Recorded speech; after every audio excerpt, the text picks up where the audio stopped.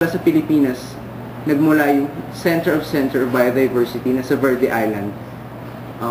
Natutunan ko din na kagaya nga ng mga ilang sinabi nila na importante yung marine life na dapat pangalagaan natin. Na dapat pangalagaan natin yung dagat. Nung nandun niya ako sa ilalim, iniisip ko kung magtutuloy pa ba ako ng medicine na parang naisipan ko tuloy maging biologist, pero specifically marine biologist. Kasi sobrang napakaganda eh. Kung sa pictures, nabibighani tayo dun sa mga echinoderms, cnidarians, pag nakita ng personal, mas nabibighani ka kung gaano kaganda. Ang isang katotohanan na tumatak sa akin na dapat ay pangalagaan natin ang ating kalikasan, lalo na ang dagat. Hot that I melted, I fell right through the crowd. So, reaction and personal insights about the field trip. Unang-una, gusto ko rin mag-react kapag na ginawa ni Jeff. Kasi, medyo nangihinayang ako dahil hindi ako nag-snorkel dahil natakot talaga ako dahil hydrophobic nga ako. So yun, describe nila yung mga nakita nila. Medyo naiingit nga ako kasi I was not able to see them. So yun, medyo, pero ano, it already happened, so wala na akong magagawa. So personal insights that I have learned, unang-una, I have learned how to appreciate marine diversity. Katulad nga nung sinabi nung instructor namin dun sa pag-snorkeling, yung place na daw yun, maraming organisms, marine organisms na makikita. So, para sa akin, parang gusto ko talaga silang makita pero hindi ko nga nakita. Pero, yung mga organisms na napapadpad sa seashore, tuwan-tuwan naman ako kasi nakakita ko ng Cnidarian, nakakita ko ng jellyfish na medusa form, tsaka meron din polyform. May nakita din ako dong seaweed. Tapos, mayroong maliliit na fishes nandun sa seashore. May nakita din akong crabs na nandun sa may soil. Kasi nagbubungkal na lang ako ng mga lupa dahil wala talaga akong magawa. Hindi ako makapag-swim, tapos hindi nga rin ako nakapag-snorkel. Tapos, magkaya nga hindi ko rin nagawa eh. Tapos, after appreciating, medyo nalungkot din ako kasi nga, di ba sanctuary siya, pero still, madami ako nakita ng basura, katulad ng powder ng thyme, tapos balat ng sibuyas, mga stick ng barbecue, tapos marami pang ibang plastic material na nandoon na hindi naman talaga dapat nandoon. Kasi, di ba, syempre, yung mga yun na yun, yung mga bagay na yun, it will make the waters polluted and unsuitable for the fishes and for the marine organisms to live in. So yun, medyo na-alarm din ako kasi, di ba nga sanctuary ang Planet Dive, so dapat maprotektahan talaga yung place na yun dahil sobrang diverse ng organisms, no, na makikita ng isang tao doon. Tapos, ano pa ba? Natutunan ko rin kung paano lumangoy na may life vest, pero ayaw ko pa rin lumangoy. De, joke lang.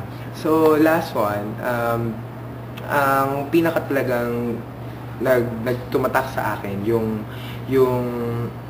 conviction ko na, like Jefferson, God is so great that ang dami niyang binigay na organism sa bansa natin. So, parang para sa akin, hindi tayo dapat mainggit dun sa ibang countries kasi nga, di ba, nainggit tayo dun, mayaman sila or economically stable. Pero as for me, di ba, if we will be able to learn how to cultivate that resources, lalo na yung marine sources natin, dahil napakayaman naman talaga, siguro we'll be able to attain such economic stability din. Pero para sa akin, napakaganda ng Pilipinas. And now I'm trying to get back.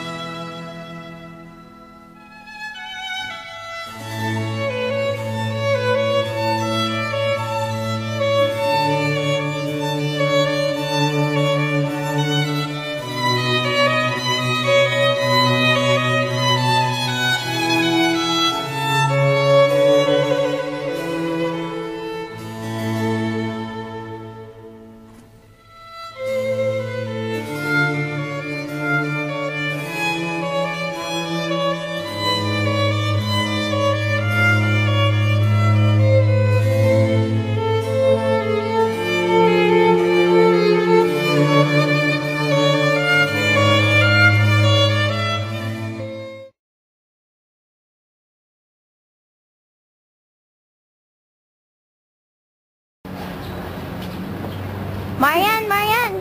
Ano yun? Okay, Tintin, what are your personal insights about the field trip that we had had? O, ano nga? Sige nga. I learned that we should take care of Mother Earth. English! Wow! This is not just for us, but the children. Wala lang yung... Ulit. Okay, Okay na Tin. nga dyan! Okay, Okay Tin. na nga dyan! Okay, Okay na Tin. nga dyan! Okay, Okay na Tin. nga dyan! Okay, Okay na Tin. nga dyan! Phylum Silencer. Phylum Silencer. Phylum Silencer. Phylum Silencer.